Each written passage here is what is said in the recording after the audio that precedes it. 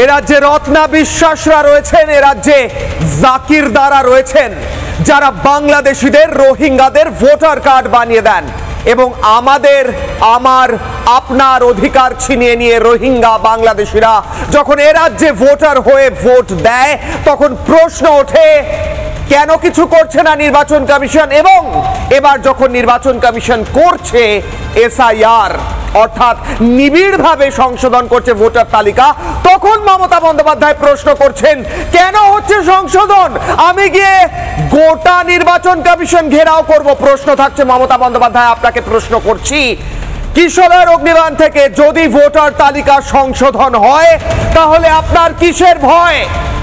যারা এ রাজ্যে বসে ফেক ভোটার কার্ড আধার কার্ড তৈরি করে দেয় 2000, 5000, 10,000-এর বিনিময়ে, তাদের তৈরি করা ভোটার কার্ডগুলো যখন সংশোধন হয়ে বাদ পড়বে আর বাংলাদেশি রোহিঙ্গারা বাদ পড়বে, তখন আপনার কিসের ভয় মুখ্যমন্ত্রী মমতা বন্দ্যোপাধ্যায়?